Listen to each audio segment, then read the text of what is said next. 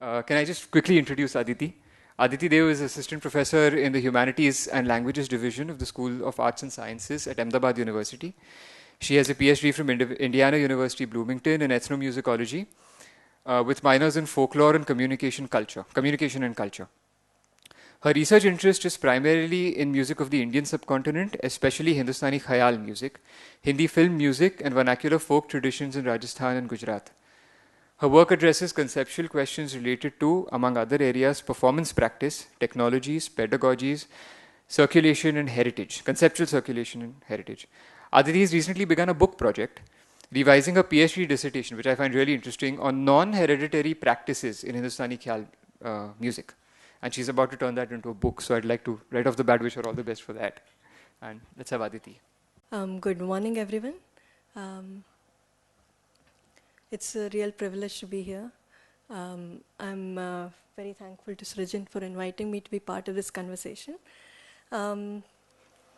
As an academic who works primarily on the social and historical and the political, it's very rare for me to be speaking to music practitioners.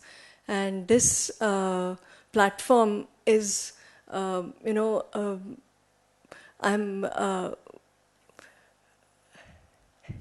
going to be presenting ideas that are not necessarily what I'm an expert in, because I'm going to talk about how the sociological and the historical can interact with the musical and lead to musical creativity. So I'm very, very eager to hear your responses and your feedback on what I'm presenting. In our early communications, Srijan had mentioned that this seminar was intended as an occasion to discuss ideas, and it is in that spirit that I am going to present what I have today.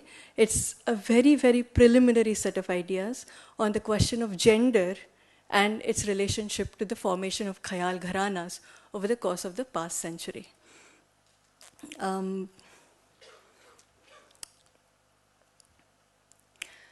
I'll begin the paper with some observations about gender in Khayal Gharana. The performance of Hindustani Khayal music involves the materialization of abstract concepts, crucially the rag, during embodied renditions. The aesthetic approach and craftsmanship that shape this materialization mature in a musician after years of rigorous training, usually in traditional pedagogic lineages called the Khayal Gharanas. Viewed today as musical styles, most gharanas are traced back to iconic master musicians, the ustads of the late 19th to early 20th centuries. Gharana styles are understood to have crystallized based on the particular technical strengths and aesthetic preferences of these originary musicians, refined and mutated through the creative iterations of generations of disciples. While Gharana orthodoxy has loosened over the course of the past several decades, Gharanas continue to be reference points in understanding stylistic preferences as well as pedagogic legacies of Khayal musicians even today. The original social structure of the Gharana was within hereditary musician families. And I'm sure most of the people present here are well aware of what the Gharana is. This is a very preliminary kind of introduction. With musical knowledge being transmitted from one generation of male descendants to the next. By late 19th century, it became common for Gharana ustads to teach disciples from outside of hereditary musician communities. So this is the emergence of the non-hereditary practitioner and also the emergence of a different set of pedagogic practices, which is a completely, it's another paper altogether. Another significant transition in the early part of the 20th century was the increasing popularity of the genre among female disciples from both performer as well as bourgeois families. So while there is evidence that there were women khayal performers prior to the 20th century, what happens in the early 20th century is that a lot of the courtesan background female performers, as well as some bourgeois family members, women from bourgeois families, start learning khayal and establish themselves as khayal performers over the course of several decades. Thus, as the significance of Khayal Gharana shifted from being a patrilineal social structure to a pedagogic and stylistic lineage, it also expanded to include the female performer as its instantiation. Both of these are simultaneous processes. Gharana lineages since then have been interspersed with both male and female khayal performers, some gharanas attracting more of one compared to others. Vocalist Ullas Kasharkar has described the gharana as, and I quote here, the accumulation of musical wisdom rather than a Xeroxing machine.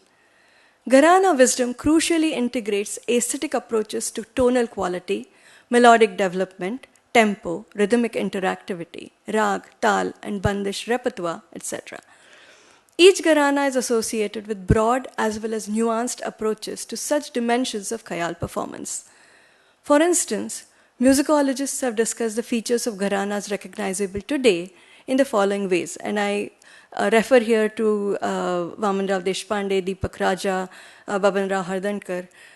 Kirana gharana is associated with a slow, melodious, and emotive elaboration of the rag, almost independent of the rhythmic template in slower tempos. Agra gharana is identified through forceful vocalization and a rhythmically emphatic presentation. Gwalior Gharana singers aim to present lively and accessible music that equally highlights melodic and rhythmic lines. Jaipur Atrauli Gharana is associated with a cerebral, intricate approach and an inclination towards a repertoire of complex ragas. As an improvisation-focused vocal art, Gharana training disciplines the singing body-mind, and I call it the body-mind because it's a simultaneous training of both the thought process as well as the physicality of the voice and of the body. The singing body-mind to perform within such aesthetic frameworks. Correspondingly, an individual musician interprets his or her gharana training, transforming it creatively to develop a personal style. Over the years, the characterization of different gharanas have expanded to accommodate the personal styles of prominent gharana performers and pedagogues, recognizing them as offshoots and branches. Thus, as a genre, khayal recognizes that as musical wisdom is transmitted from one body-mind to another, it will inevitably transform. The formation of personal styles is often discussed through the lens of Gharana traditionalism that interacts with individual genius and is rarely attributed to aspects beyond a combination of training and personal idiosyncrasies. So it is these two ends of the spectrum that come together in the formation of, understanding the character of personal idiolects, for example, of prominent musicians, which is, one is the traditional training and the individual genius. So what I'm trying to look for is some space that comes in the middle that is probably threaded by the notion of gender. The broad question I would like to ask in this context is it at all possible to think beyond the idea of the individual genius and draw any generalized insights about the implications of the female master musician and the female pedagogue for the evolution of khayal gharanas over the 20th century? In other words, in what ways could the stylistics of khayal gharanas that were developed and sustained by male master musicians over several centuries have been mediated by female disciples? And how might these mediations have been incorporated in perceptions about gharana characteristics? A further related question that can be asked is, in a genre that lays emphasis on abstract principles and their individualized expression, how do we understand gendered performers and performances of gender? Several scholars have explored gender in the category of North Indian classical music that includes khayal, drupad, and thumri. Among these scholars such as Vidya Rao and Lalita Duperron have elaborated specifically on thumri, unpacking the diverse meanings of the female voice that it could express. Chloe Alakbanzadeh has analyzed how the different genres of Drupad, Khayal, and Thumri, as well as their musical features, for example, vocal ornamentations such as murki or gamak, acquire masculine or feminine connotations in popular understandings. Other scholarship on gender includes narrative ethnographies of women musicians that offer sociological portraits of the shifts in their status in society over the 20th century. However, what I find missing is that correlation of the sociological with the musical, which somewhat is present in Chloe Alakbanzade's work, but it is not necessarily addressing khayal or the intricacies of khayal gharanas in relation to each other. The questions that I ask bring to bear the lens of gender specifically in the khayal context. They are at the intersections of musical practices, which is about training, which is about voice culture, the shaping of aesthetic preferences, that is about listeners and listening communities, and socio-historical shifts. The distinctions that I assume between male and female performers of khayal here pertain partly to musical expectations, those of timbre, vocal techniques, repertoire, etc., and partly to social expectations, for example, performer status, presentation formats, domestic roles, etc. Drawing upon previous research, I hope to come to some understanding about the ways in which gharana stylistics might have changed in response to the increasing prevalence of female practitioners. My intention is to examine how the creativity of female practitioners was absorbed at different points over the past century. I draw upon prior writing on khayal gharanas as well as about individual performers. The work on khayal gharanas that I rely includes writings by Vaman Rao Deshpande, Bhavan Rao Hardankar, and more recently by Deepak Raja that trace the changing characters of the different gharanas over decades. There are two methodological challenges that I see in attempting an analysis of how women musicians may have shaped khayal over the century. And since this is very preliminary work, I'm only presenting a set of ideas rather than a set of analysis, and I'm very, very much looking forward to any suggestions for directions to analyze or parameters that I can use in analyzing for these kinds of questions.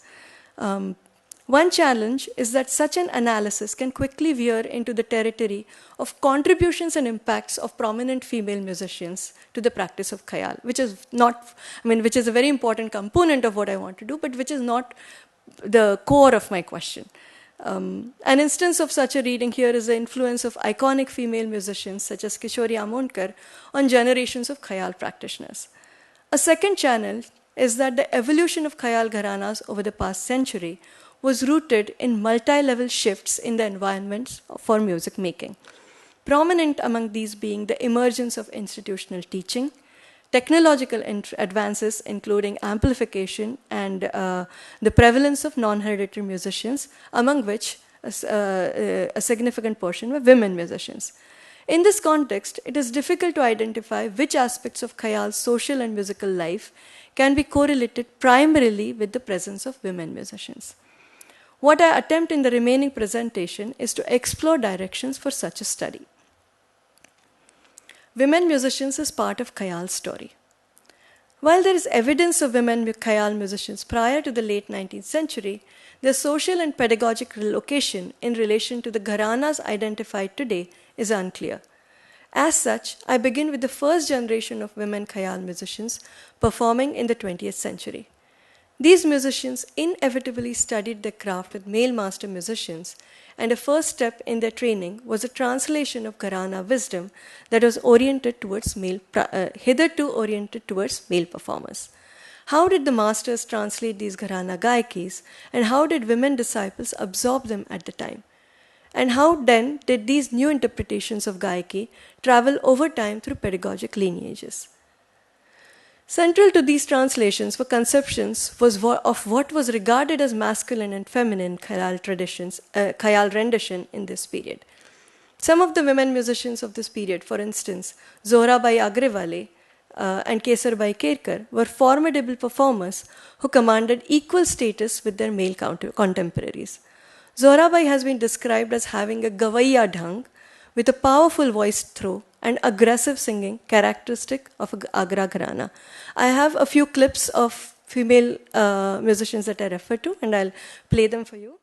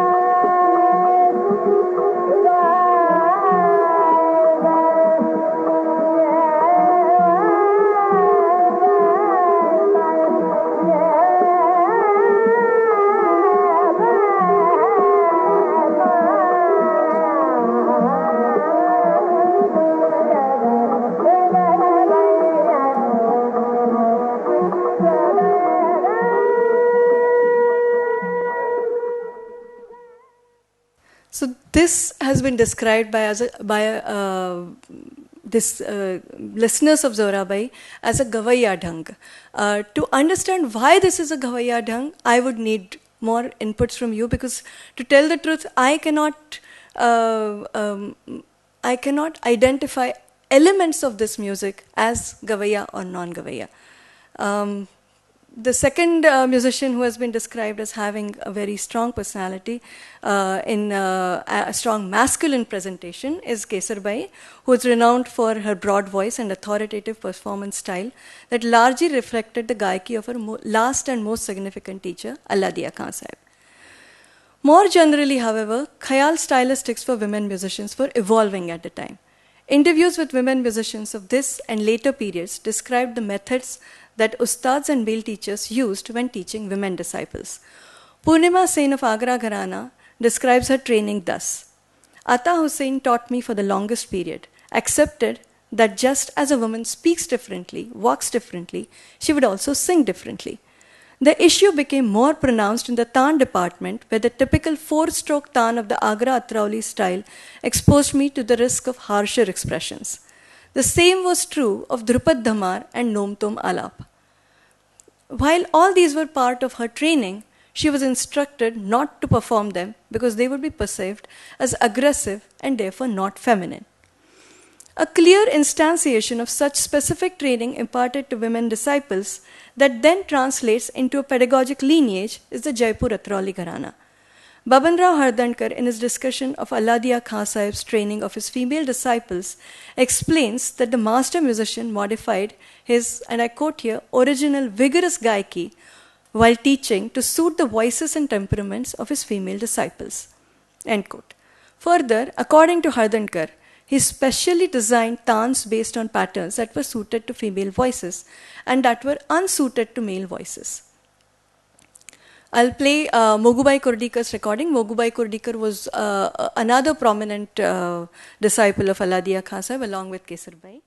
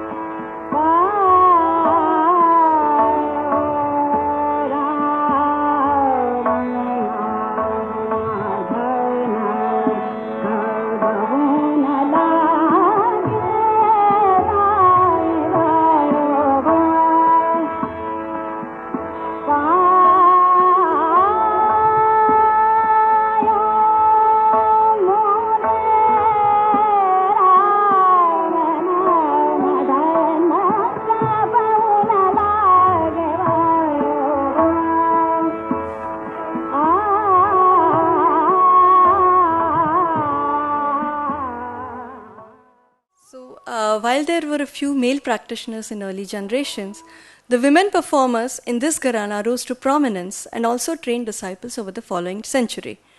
Deepak Raja, in his descriptions of the orthodox and neo streams of the Jaipur Atrauli Gharana, recognizes that there have been almost no influential male performers in this gharana for several decades.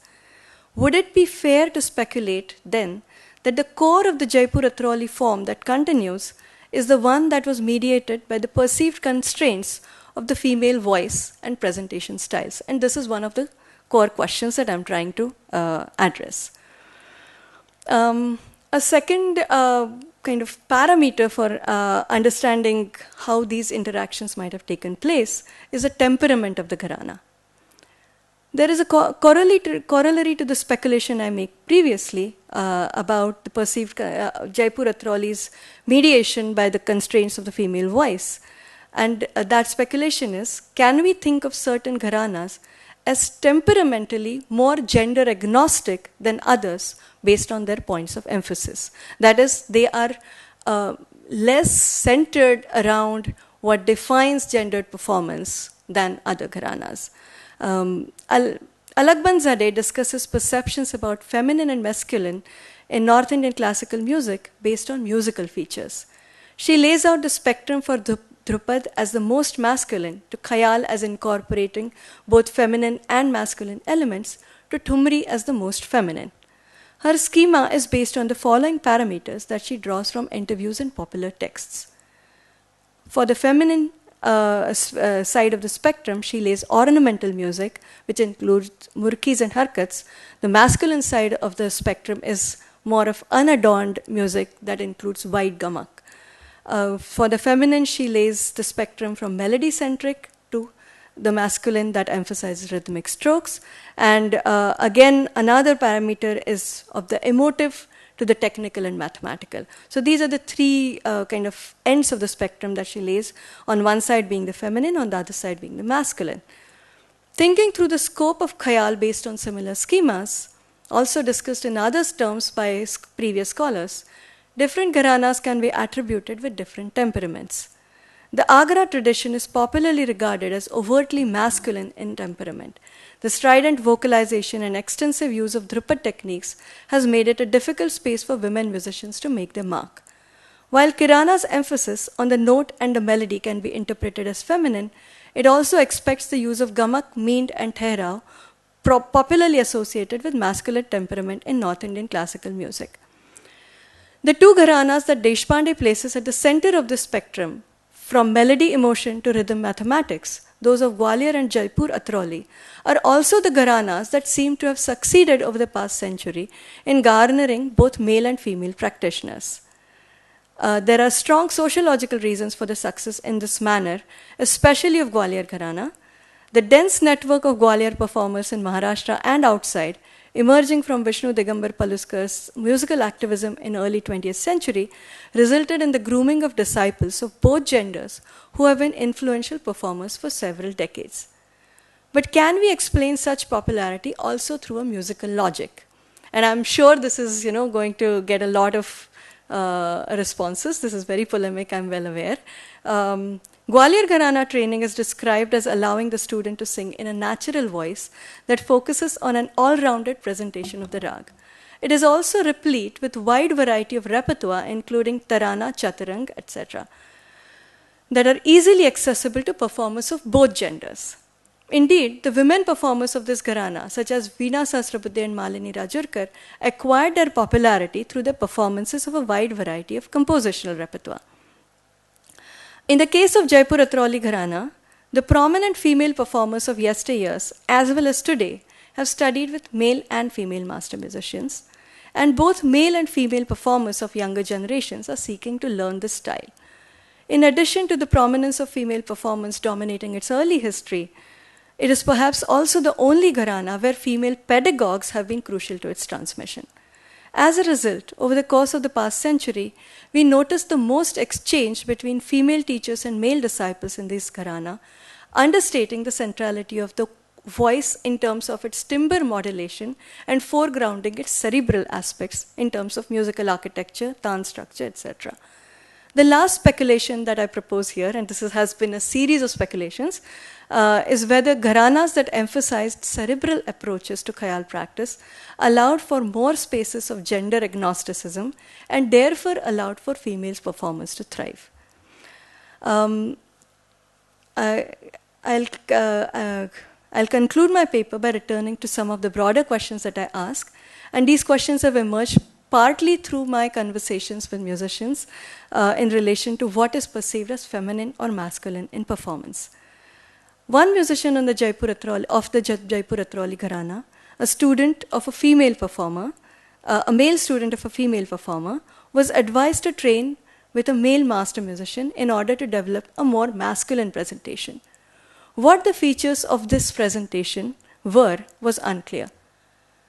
The questions then are, how are expectations about particular kinds of masculine or feminine shades of performance interpreted by listeners and connoisseurs, especially in a genre such as Khayal that is structured around abstract principles? Who gets asked about gendered performances? Is it male students? Is it female students? Or is it students learning from teachers of the opposite gender? How, and more broadly, which is the question that I want to develop on, how have gharanas been shaped by the presence of female musicians? And how has the transmission of music from a male guru to a female shishya and vice versa impacted the aesthetics of the gharana concept? Thank you. Or suggestions or comments? Not now. I have got to tell you.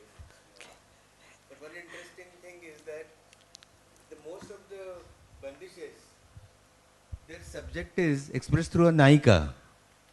वो नायिका का सुख दुख है उसमें, जयपुर घराने की हो या किराना घराने की हो या ग्वालियर की हो. पुरुष का सुख दुख कहा नहीं जाता है हमारे संगीत में. Another interesting point that one can look at from the gender studies perspective is all the compositions, Thumri compositions, are mainly composed by male composers. Right. Yeah. So, yeah. I mean, in that sense, one can perceive it as a position where actually music making is considered to be gender neutral. You cannot really think in terms of male and female all the time.